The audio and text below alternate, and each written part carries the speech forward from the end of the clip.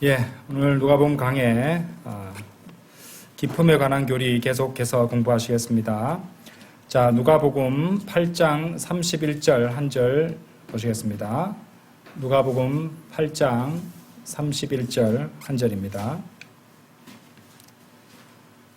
제가 받들어 읽겠습니다. 그러면서 그들은 그분께 간청하여 그분께서 그들을 기품 속으로 나가라고 명령하지 말아달라 하였더라. 자, 오늘 드릴 말씀은요, 제목을 이렇게 잡아봤습니다. 기품에 관한 깊고 기쁜 진리. 깊고 기쁜 진리입니다. 지난 시간 우리는 이제 창세기 1장 1절 그리고 2절 사이에 있었던 이제 심판이었죠. 전 우주적인 심판과 또 기품의 존재에 대해서 알아보았습니다. 그리고 그 기품의 다른 명칭인 유리바다에 대해서도 자세히 공부를 했습니다. 특히 이제 유리바다를 통해서 에스겔이 보았기 때문에 에스겔서 1장에서 명확한 하나님의 묘사가 나오지 않고 그분께서 주님께서 하나님께서 보좌에 앉으신 모습을 이렇게 기록하면서 뭐뭐와 같다는 식으로 뭐뭐처럼 이런 취지로 그런 표현들이 반복해서 나오는 것을 우리가 보았습니다. 좀 전에 말씀드렸던 대로 오늘 제목은요, 기품에 관한 깊고 기쁜 진리입니다. 왜냐하면 이제 오늘 우리는 또 기품에 관한 아주 심오한 진리를 배울 것인데 그것을 배움으로써 우리에게는 이 감사들이 샘솟을 수밖에 없는 그런 동시에 깊고도 기쁜 감사들을 이제 샘솟게 만드는 그런 진리 또한 배우게 될 것이기 때문에 기품에 관한 깊고 기쁜 진리라고 제목을 잡아봤습니다. 자, 기쁨에 관한 깊고 기쁜 진리. 첫째, 하나님께서 유리바다를 두신 이유가 있습니다. 분명한 이유가 있습니다. 여러분들 성경 기록 속에서 이제 하나님을 대면하거나 하나님을 만난 사람들에 대한 묘사들을 갖다 찾아보신 적이 있습니까? 그러면 여러분들은 이제 하나같이 두려움에 떨며 얼굴을 땅에 대고 엎드리는 그런 자세를 취했다는 것을 알 수 있습니다. 이 출애굽기 3장 6절에 모세가 주의 천사를 대면한 경우 시간 관계상 제가 읽어드릴 테니까 한번 들어보십시오. 출애굽기 3장 6절에서 이와 더불어 그분께서 말씀하시기를 나는 너의 조상의 하나님이니 아브라함의 하나님이요 이삭의 하나님이요 야곱의 하나님이라 하였느니라. 그러자 모세가 자기 얼굴을 숨겼더라 이렇게 말하고 있습니다. 이는 그가 하나님을 바라보는 것을 무서워하였기 때문이라. 그렇죠? 기드온의 경우는 직접 한번 찾아볼게요. 사사기 6장입니다.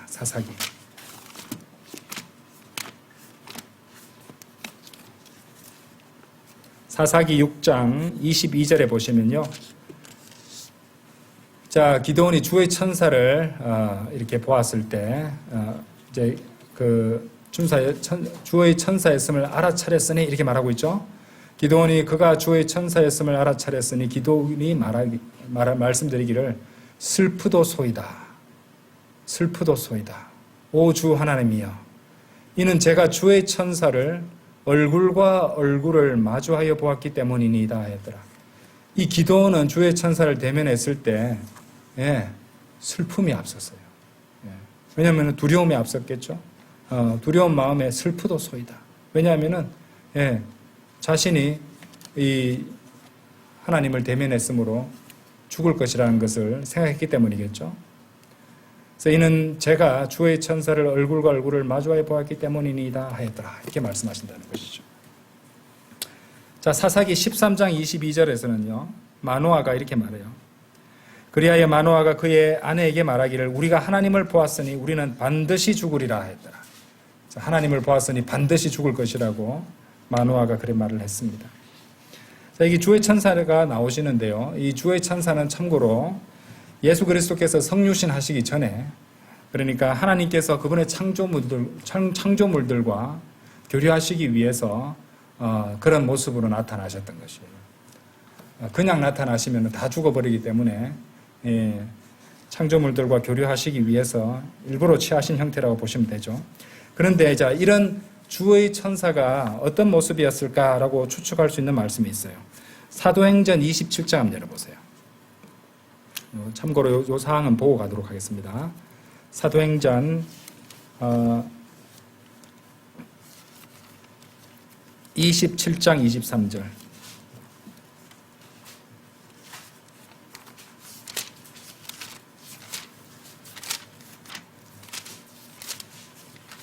사도행전 27장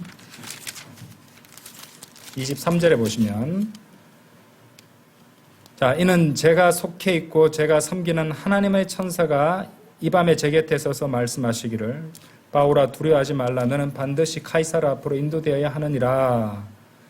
자, 이렇게 말씀하시는데 하나님의 천사가 제 곁에 서서 이렇게 말했다고 하거든요. 자, 이것과 관련된 갈라디아서 4장 말씀 한번 열어보도록 하겠습니다. 갈라디아서 하나님의 천사가 누구신가? 라고 했더니 갈라디아서 4장 14절에 보시면은 여기서 이제 그 답이 나타납니다. 그리고 내 육체에 있던 나의 시험을 너희는 멸시하지도 거절하지도 아니하였으며 도리어 나를 하나님의 천사처럼, 하나님의 천사 아까 나왔던 그대로 그 표현이 나오죠. 하나님의 천사처럼 곧 그리스도 예수처럼 받아주었도다, 이렇게 말하고 있습니다. 자, 그러니까 주의 천사는 사도 바울에게 나타났던 사도행전 27장에서 나타나셨던 하나님의 천사는 그리스도 예수 그리스도신데 부활하신 우리 주 예수 그리스도 그분이셨다는 것을 알 수가 있겠죠. 그래서 우리는 이제 구약의 주의 천사 역시 예수 그리스도의 성육신 이전에 현현하심으로 보는데, 이제 그 모습이 그 어떤 그분이 이제 부활하신 주 예수 그리스도의 그런 모습과 비슷한 모습이었을 것이다, 이렇게 생각해 볼 수 있을 것입니다. 자, 이사야가 보좌에 앉으신 주님의 현실을 보았을 때 이렇게 말했습니다. 이사야서 6장 5절에서요. 그때 내가 말하기를 나에게 화로다. 이는 내가 망하였기 때문이요. 내가 불결한 입술을 가진 사람이며 내가 불결한 입술을 가진 백성 한가운데 거하는 까닭이라. 자, 하나님을 뵙게 되는데 불결한 입술을 가진 사람이라는 것을 강조하고 있죠. 그러면서 이렇게 말합니다. 이는 나의 두 눈이 만군의 주이신 왕을 보았기 때문이라. 이렇게 말씀하십니다. 찾아보지는 않겠지만 사울의 경우도요. 말에서 이제 떨어져 가지고 땅에 엎어지기까지 했던 것이죠. 사도행전 9장 4절과 26장 13절에서 15절에 나와 있습니다. 사도 요한의 경우, 요한이 그리스도의 영광을 보았을 때 어떻게 되었는지 한번 보실까요? 요한계시록 1장 한번 보세요. 요한계시록 1장 17절에서는 이렇게 말하고 있습니다. 그런즉 내가 그분을 보았을 때 나는 그분의 두 발 앞에서 죽은 자같이 쓰러졌더라. 그러자 그분께서 자신의 오른손을 내 위에 올리시며 이같이 말씀하셨느니라. 두려워하지 말라. 나는 처음과 마지막이라. 이렇게 말씀하신다는 것이죠. 아까 이사야의 경우에서 우리가 알 수 있듯이 죄인은 본능적으로 지극히 거룩하신 하나님을 대면하는 것에 대한 두려움을 가질 수밖에 없습니다. 당연하죠. 하나님의 지극히 거룩하심에 절대적인 대조가 되는 죄인의 불결한 죄악된 상태 때문에 그렇다는 것이죠. 당당하려고 해도 당당할 수가 없다는 것입니다. 죄인이기 때문에 그렇다는 것이죠. 또한 하나님의 임재와 압도적인 권능과 그분의 완전히 드러난 영광을 감당할 수 있는 창조물은 실로 아무것도 없습니다. 우리가 그런 것들을 알 수 있는 그런 대목이 또 요한계시록에 나오는데요. 요한계시록 20장 열어보세요. 그래서 킹제임스 성경이 어떻게 표현하고 있는지 보자고요. 요한계시록 20장 11절 보세요. 그리고 내가 거대한 백보자와 그 위에 앉으신 분을 보았는데 그분의 면전에서 땅과 하늘이 달아나 버렸더라. 그리하여 그것들을 위한 장소가 전혀 발견되지 아니하였더라. 사라져 버렸다라고 하지 않고 달아나 버렸다라고 번역한 이유가 있습니다. 11절에서 거기 보세요. The earth and the heaven fled away. flee away입니다. flee가 달아나다는 뜻이에요. 무서워서 달아나다는 뜻입니다. 도망가 버리듯이 달아나고 없었다는 말입니다.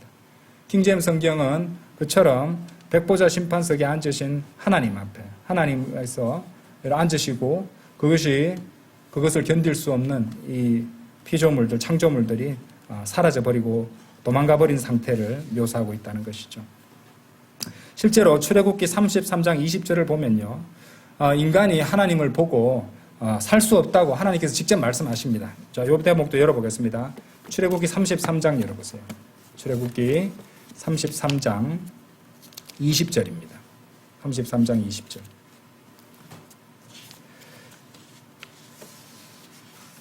자, 이어서 그분께서 말씀하시기를 너는 나의 얼굴을 볼 수 없느니라. 이는 나를 보고도 살아남을 사람이 아무도 없기 때문이라 하셨느니라. 하나님께서 친히 이렇게 말씀하셨다는 것이죠. 예. 그래서 하나님께서는 모세에게 하나님의 얼굴을 볼 수도 없고 또 그 하나님을 보고도 살아남을 사람이 아무도 없기 때문에 이제 그렇게 나의 얼굴을 볼 수 없다 이렇게 설명해 주셨던 것이고, 그래서 이제 모세를 한 바위 위에 서게 하셨죠. 그리고 그 바위의 쪼개진 틈에 이제 모세를 넣으시고 그분이 손으로 덮으셨고, 그래서 그분의 영광 곧 그분의 얼굴을 보이지 않게 하시고 다만 하나님의 뒷부분들을 이렇게 보게 하셨다고 나와 있습니다. 그러면 여기서 이제 우리가 주목해서 봐야 되는 이제 단어들이 있는데요. 20절에 보시면 얼굴이라는 단어가 나왔습니다. 그렇죠? 그다음 22절에 보시면은 얼굴 말씀하셨는데 22절에서는 얼굴과 더불어서 무슨 말씀하셨냐면요. 내 영광이 지나가는 동안이라고 말씀하셨어요. 자, 하나님께서 하나님의 얼굴을 말씀하시고 그 한 절 건너뛰어서 영광을 언급하셨다는 것입니다. 자, 이 두 단어는요. 신약의 성경의 한 성경 기록으로 연결되게 한다는 것이죠. 다 같이 고린도후서 4장 6절 한번 열어보세요. 고린도후서 4장 6절. 고린도후서 4장 6절 보시면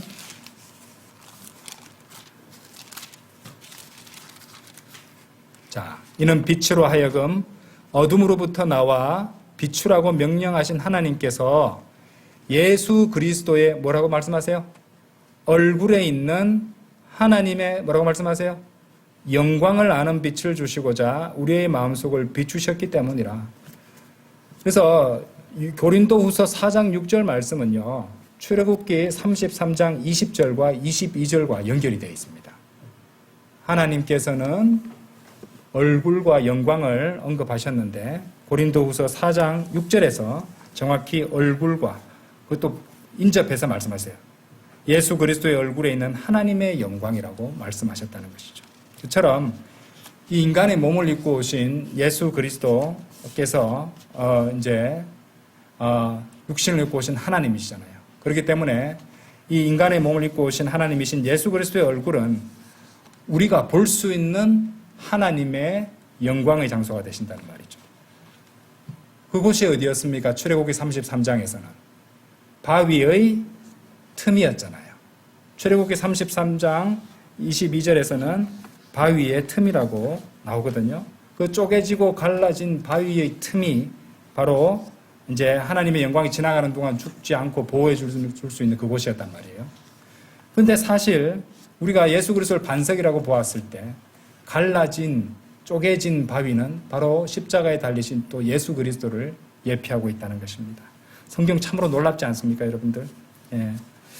자, 그런데 방금 우리는 이제 출애굽기 33장 말씀을 보면서 하나님의 얼굴을 보고 살 수 없다, 살 수 있는 인간이 없다라고 분명히 하나님께서 말씀하셨는데 이 표면상 이 말씀과 모순이 되는 것처럼 보이는 그런 말씀이 있어요. 같은 또 출애굽기에 나옵니다. 출애굽기 24장 한번 열어보세요. 분명히 출애굽기 33장 20절에서는 나를 보고도 살아남을 사람이 아무도 없기 때문이라 라고 말씀하셨는데 출애굽기 24장 가보세요. 24장 9절에서는 이렇게 말씀하세요.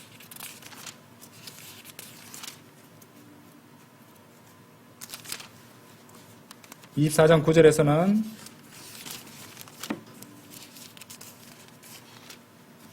제가 읽겠습니다. 자, 그때 모세와 아론, 나답과 아비후와 이스라엘의 장로들 70명이 올라갔더라라고 되어 있죠. 10절까지 보겠습니다. 그러고 나서 그들이 이스라엘의 하나님, 뭐라고 되어 있어요? 이스라엘의 하나님을 목격하였으니 그분의 두 발 아래는 마치 사파이어 보석으로 포장된 것 같았고 그의 청명함 가운데 있는 하늘의 본체 같았더라. 자, 분명 방금 읽으신 출애굽기 24장 9절 말씀은요, 모세와 아론, 나답과 아비후와 이스라엘 장로들 70명이 이스라엘의 하나님을 목격했다고 그렇게 기록하고 있습니다. 그냥 보면은 아까 보셨던 출애굽기 33장 20절 말씀과 서로 충돌되는 말씀 같이 보인다는 것이죠. 하나님을 목격하면은 죽어야 하지만은 우리는 이 출애굽기 24장 10절에서 하나님을 보고서도 죽지 않는 사람들을 또 보고 있는 것입니다. 하지만 성경은 모순이 없죠. 성경 말씀은 모순이 없습니다.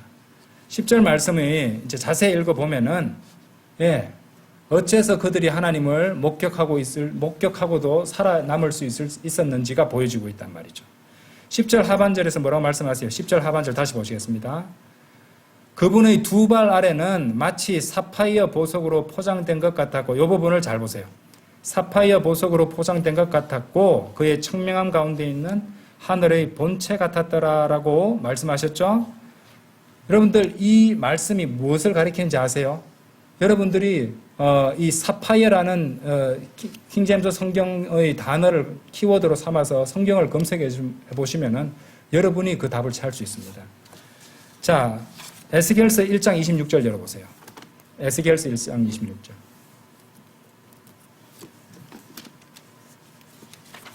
에스겔서 1장 26절.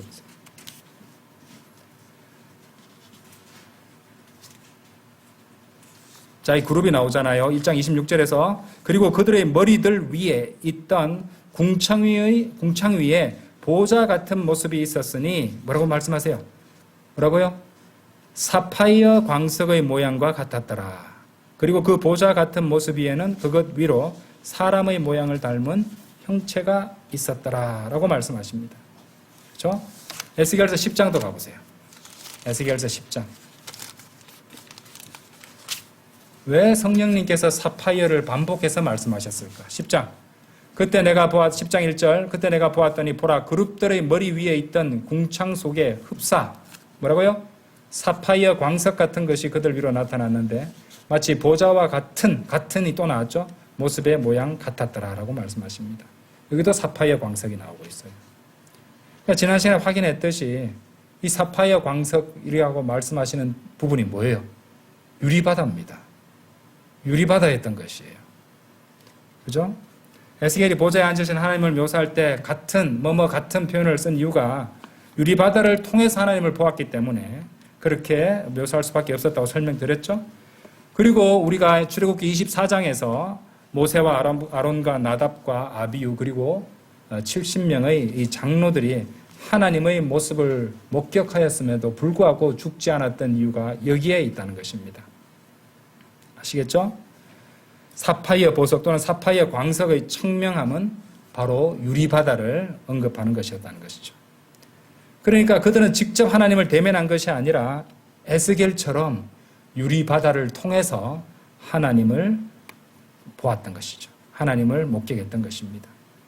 당연히 이 상태에서도 이 출애굽기 24장 문맥을 읽어보시면 이제 그 산에 구름이 있었을 것입니다.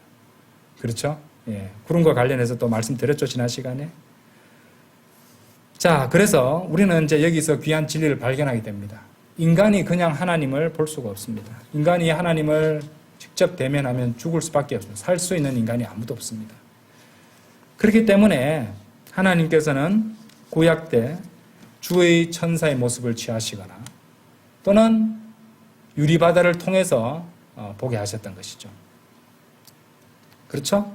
신약에서는 육신을 입고 오신 하나님이신 예수님의 얼굴을 통해서 하나님의 영광을 아는 빛을 볼 수 있게 해주셨던 것입니다. 그러니까 벌레만도 못한 추악한 죄인들인 인간하고 너무 더러워서 보기도 싫어 이렇게 할 것 같은데 우리 인간은 하나님께서는 어떻게든 대면하게 할 수 있는 방법을 만들어 주시고 또 그렇게 하셨다는 것입니다. 그것이야말로 하나님께서 우리에게 주시는 하나님의 은혜고 자비의 보호장치가 된다는 것입니다. 그것이 유리바다의 주된 기능 중에 하나가 바로 그겁니다. 그냥 보면은 죽을 수밖에 없기 때문에 그럼에도 불구하고 너희와 대면하겠다는 그런 하나님의 모습, 하나님의 마음을 드러내는 것입니다. 기쁨에 관한 깊고 기쁜 진리. 두 번째로 우주와 유리바다는 하나님의 의복과 겉옷입니다. 여러분들 예레미야서 23장 한번 가보시죠. 예레미야서 23장 24절입니다.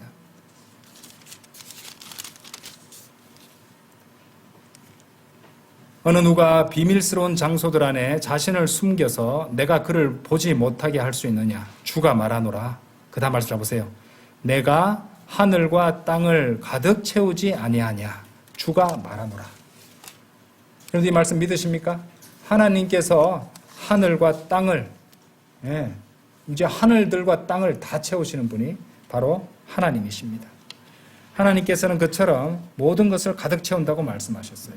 그러므로 온 우주는 그 하나님께서 그 온 우주를 가득 채우고 계시니까 온 우주는 그분의 몸과 같다고 말할 수 있습니다. 그렇다면 우주가 하나님의 몸이라면 그 몸에는 반드시 머리 부분이 있겠죠. 머리가 어딜까요? 에베소서 1장 가보세요. 에베소서 1장. 하나님이신 예수님에 대해서 무엇이라고 말씀하지는 한번 보자고요. 에베소서 1장 22절 23절입니다. 모든 것들을 그분의 두 발 아래에 두시어 그분을 모든 것들에 뭐라고 말씀하세요? 머리가 되게 하셔서 교회에 주셨을 때라. 교회는 그분의 몸이요 모두 안에서 모두를 채우시는 분의 충만함이라. 여러분들 좀 전에 보셨던 이 예레미야 23장 말씀과도 동일한 표현이 나오고 있죠. 채운다는 말씀이 나와 있어요. 교회는 그분의 몸이요 모두 안에서 모두를 채우시는 분의 충만함이라고 말씀하셨습니다. 자, 22절 말씀은 모든 것들의 머리가 되시는 분이 예수 그리스도심을 보여주죠. 그런데 오해는 하지 마십시오. 여기서 모든 것들이라고 하셨다고 해서 이것은 일반적인 의미에서 하시는 말씀이고 이제 생각을 할 때에 이 사탄이나 마귀, 죄악과 같은 악한 것들을 이렇게 일부가 그런 것들을 일부러 갖고 계시는 분이라는 의미는 당연히 아니겠죠. 그죠? 왜냐하면 하나님께서는 죄의 일부도 아니시고 죄를 이렇게 범하시지도 않으시는 분이기 때문에 그렇게 일단은 이해를 하셔야 됩니다.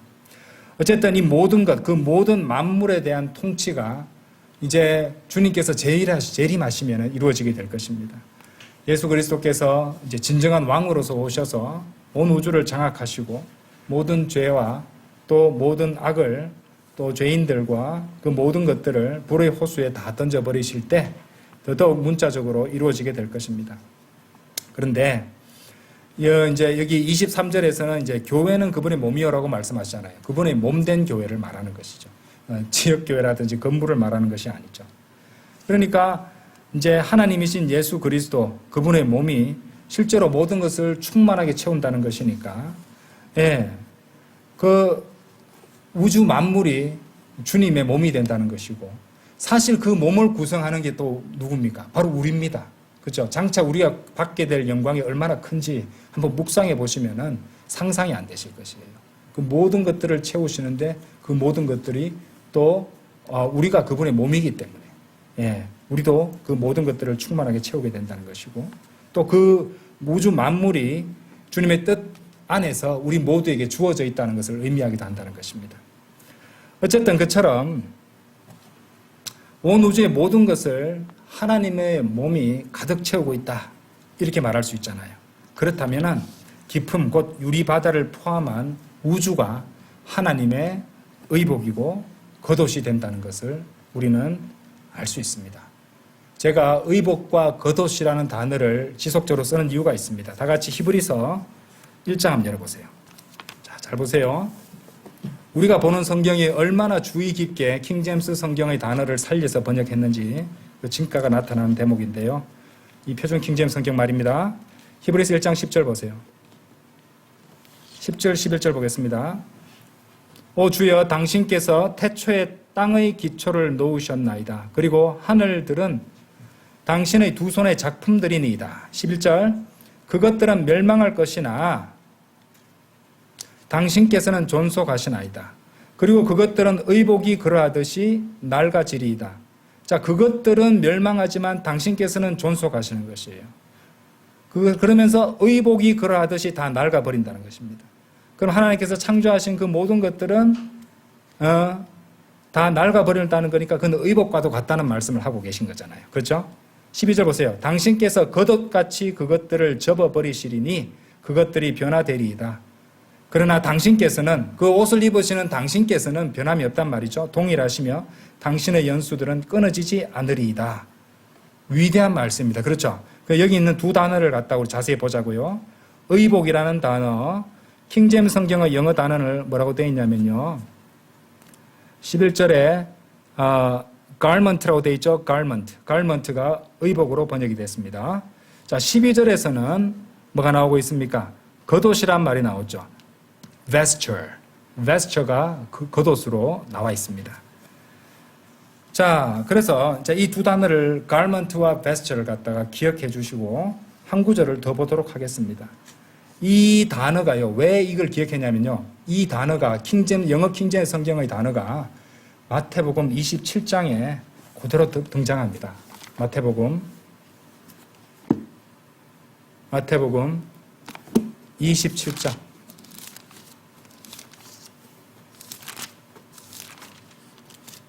제가 이제 누가복음 강의할 때도 이 옷에 대해서 번역을 너무 한글 킹제임스 성경이 중구난방으로 해놔가지고 문제가 있고 정확하게 살려서 했다는 것을 설명한 적이 있었는데 이제 이것을 보면 여러분들이 확실하게 번역이 어떻게 되어야 됐는가를 갖다가 구분할 수 있게 됩니다. 자, 마태복음 27장 35절 보세요. 자, 그러고 나서 그들이 그분을 십자가에 못 박았으며 제비들을 던져 그분의 의복들을 나누었더라. 그죠? 27장 35절. 그러고 나서 그들이 그분을 십자가에 못 박았으며 제비들을 던져 그분의 의복들을 나누었더라. 이는 예언자를 통하여 언급된 것이 성취되게 하려 함이니 그들은 자기들끼리 나의 의복들을 나누었으며 나의 겉옷을 놓고 그들이 제비들을 던졌나이다 하신 것이라. 자, 그럼 의복들이 뭡니까? 35절의 의복들.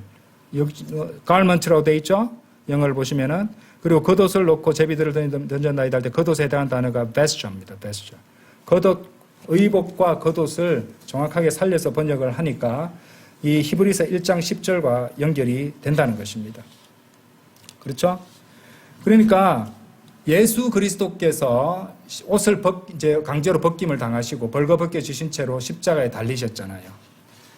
근데 그 옷은요, 히브리서 1장 10절, 12절에 보셨던 그 옷과 동일하다는 것을 알 수 있습니다. 성령님께서는 일부러 그렇게 기록하신 것이거든요. 근데 한글 킹제임스 성경에서는 마태복음 27장에서는 옷과 속옷이라고 번역했습니다. 옷과 속옷. 히브리서 1장에서는 겉옷과 옷으로 번역해버렸어요. 매칭이 안 되죠. 영어 단어는 같았는데 말이죠. 아시겠어요? 그러 되면 어떻게 됩니까? 예수 그리스도께서 십자가에 달리시기 전에 입고 계셨던 옷을 인간들이 강제로 벗겨내고 그것을 나누려고 했는데 그것이 사실은 하나님께서 입으신 옷이었다는 거예요. 그것을 보여주는 위대한 말씀이고 중요한 부분인데 번역을 하나님의 킹제임스 성경의 단어를 그대로 살려서 안 하다 보니 그 계시를 다 제거해버렸다 이 말입니다. 자, 이것은 굉장히 중요한 실수겠죠. 일부러 그러진 않았다고 믿고 싶습니다만 굉장히 중대한 실수입니다. 잘못이고요. 왜냐하면은 히브리서 1장에 나오는 그 1장과 마태복음 27장에 연결되는 계시가 사라져 버렸거든요.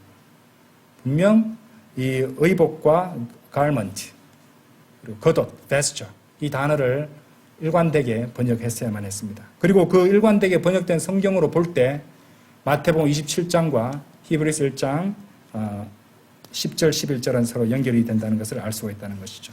자, 생각해 보세요. 첫째 하늘, 둘째 하늘, 셋째 하늘, 이런 구조로 되어 있는 우주 전체 구조를 한번 생각해 보세요. 그렇다면은 하나님이 보좌가 이제 하나님께서 그 보좌에 앉아 계시는 그곳이 셋째 하늘이 머리 부분이 될 것입니다. 왜냐하면 머리이신 예수 그리스도께서 하나님의 우편에 앉아 계시니까요. 그죠? 예. 여기까지는 동의하시죠? 예. 아까 에베소서 말씀에서 예수 그리스도께서 머리가 되신다 하셨잖아요.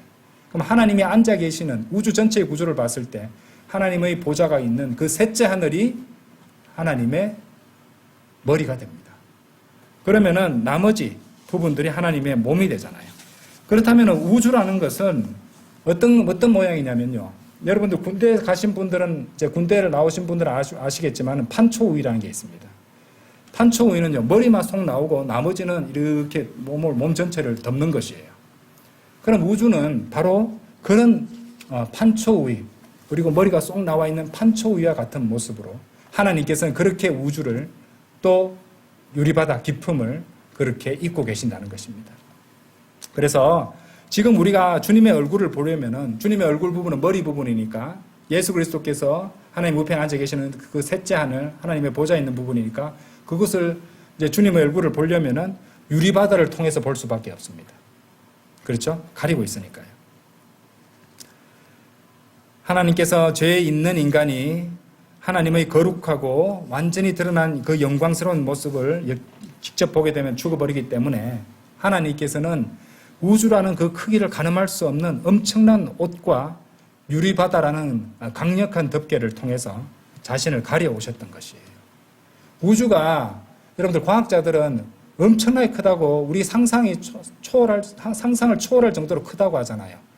그만큼 하나님의 영광이 크다는 겁니다. 그러니까 우리의 작은 머리로는 감히 상상조차, 가늠할 수조차 없는 것이 바로 하나님의 영광이라는 것이에요. 그렇죠?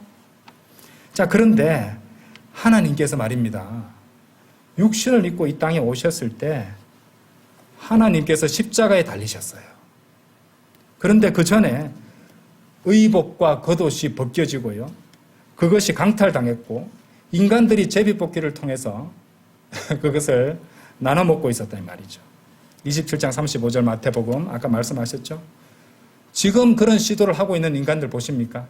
우주 개발, 우주 탐험, 미사일이 아니고 로켓 같은 걸 쏘아 올리잖아요. 의도가 뭡니까? 그 우주에 있는 별들을 정복해서 거기도 죄악으로 물들이겠다는 그런 죄인들의 상상입니다. 지금도 변화가 없죠. 달라진 게 없습니다. 예수 그리스도의 겉옷을 빼앗아서 갈라먹게 하려고 하던 그런 인간들이 오늘날에도 승승장구하면서 세상을 살아가고 있다는 것이죠. 여러분들 그런 점을 생각할 때 우리는 이 예수 그리스도께서 십자가에 못 박히시고 벌거벗기신 채 달리신 것이 얼마나 엄청난 사건이었는가를 생각하셔야 됩니다. 얼마나 부끄러우셨을까, 이런 게 문제가 아닙니다. 이거는. 여기에는 엄청난 진리가 담겨 있습니다. 예수님께서는 완전히 벌거벗겨지신 채로 십자가에 달리셨어요. 자신의 의복과 겉옷이 벗겨지고 나눠지는 것도 허락하셨던 것이죠. 자, 이것은 장차 우주라는 옷을 벗고 하나님 자신의 존엄과 영광, 벌거벗은 자신의 모습을 온전히 드러내실 하나님을 보여주는 위대한 예표적인 사건이었어요. 우리를 구원하시기 위해서 그 엄청난 사건을 치르셨단 말입니다. 그런데 그렇게 위대한 사건을 몸소 보여주고 계셨던 하나님 앞에서 보였던 죄인들의 반응이 어떤 건지 아십니까, 여러분들? 마태복음 27장 열어보세요. 39절 보세요.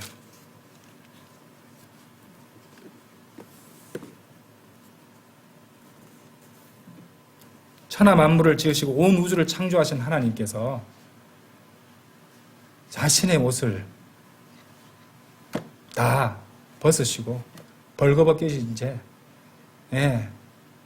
인간들 보기에는 완전히 무기력하게 십자가에 못 박히셨는데 그들을 구원하시기 위해서 그 엄청난 일을 행하셨는데 하나님께서 옷을 다 벗으셨다니까요. 그죠?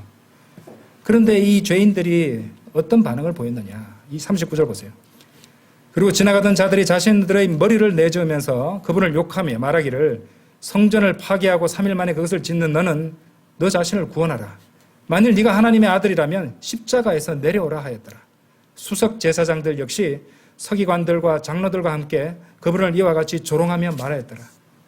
그가 다른 이들은 구원하였으나 그가 자신은 구원할 수 없도다. 만일 그가 이스라엘의 왕이라면 그로 하여금 십자가에서 내려오게 하라. 그리하면 우리가 그를 믿겠노라. 43절도 보세요. 그가 하나님을 신뢰하였도다. 그분께서 그를 얻기 원하신다면 지금 친히 그를 구출하시도록 하라.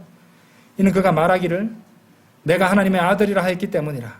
그분과 함께 십자가에 못 박힌 도둑들 역시 그분께 동일한 말로 비난하였다. 이 중에 한 명은 나중에 회개했어요.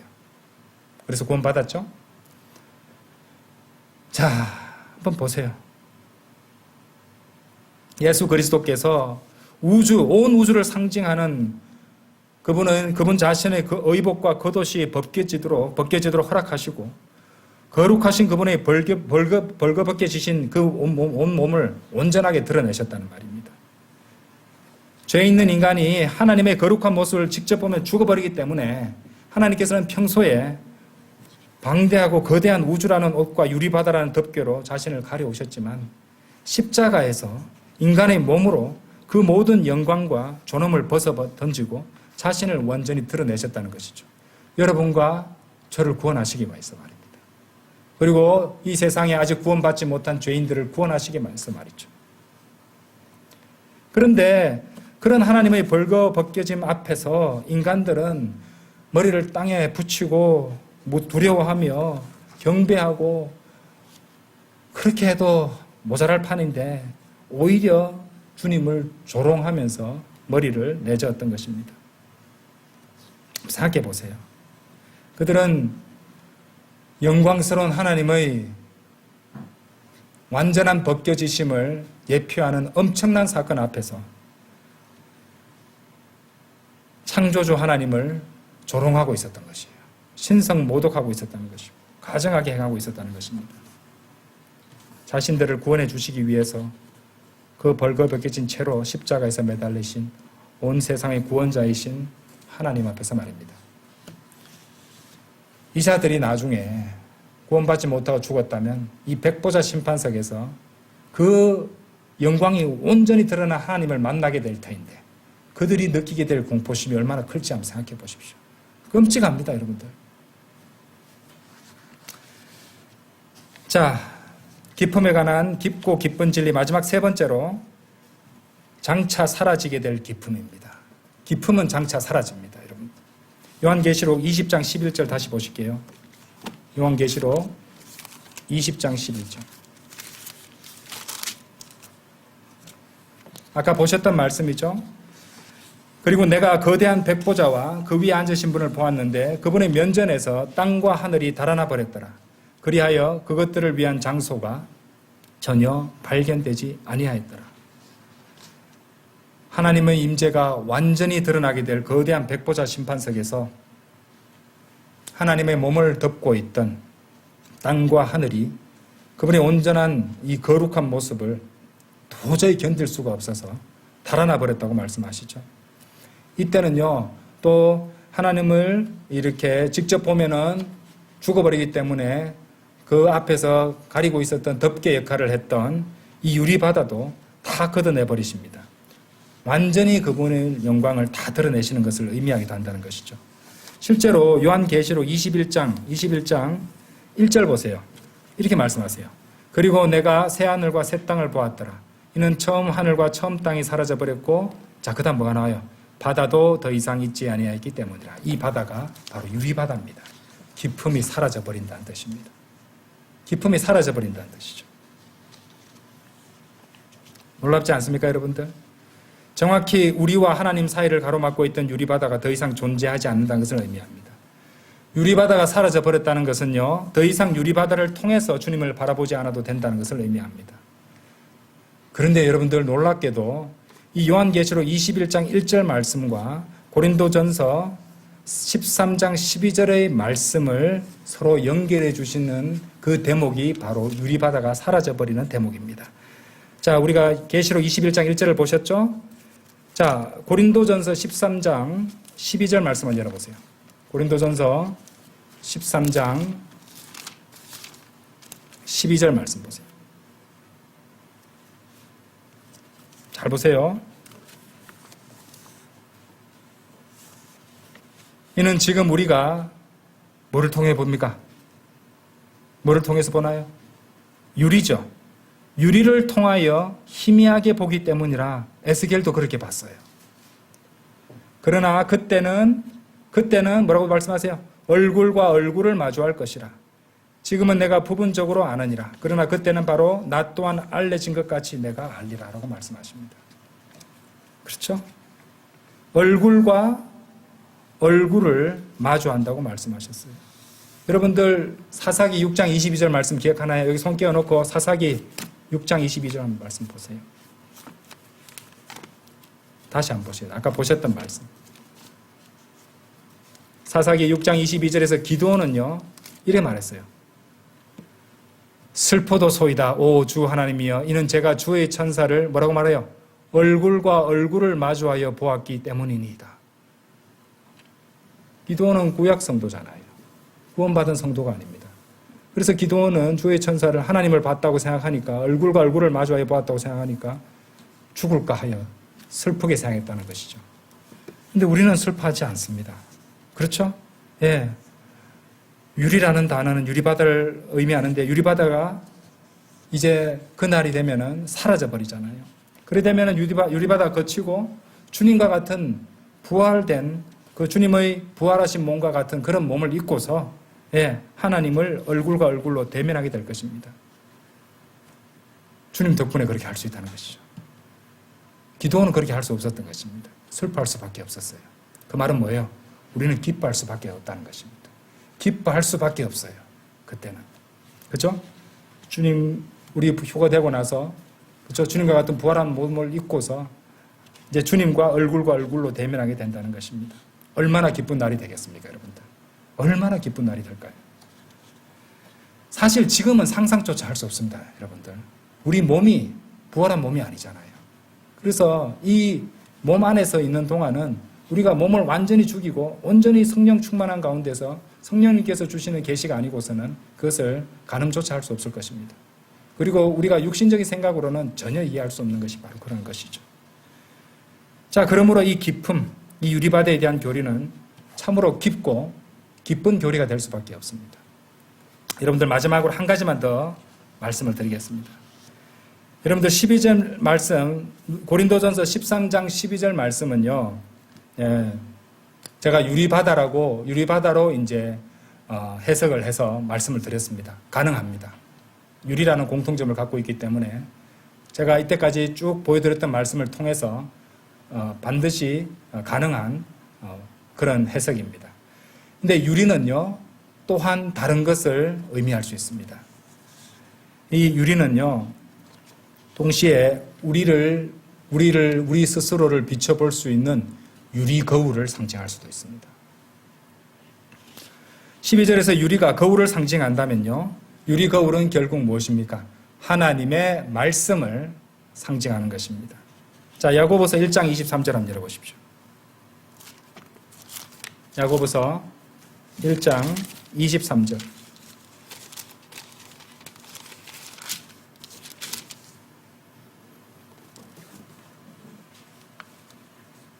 우리 표준 킹제임스 성경은요, 정확하게 그 계시를 다 연결해 놨습니다. 이는 만일 누군가 말씀을 듣는 자가 되고 실행하는 자가 되지 않으면 그는 자신의 본래 얼굴을 그냥 거울로 해버리면은 유리바다와 유리거울이 서로 연결이 안 되겠죠, 그죠? 여기서는 유리거울로 보고 있는, 유리거울을 갖다가 glass라고 하죠. face in a glass라고 되어 있습니다.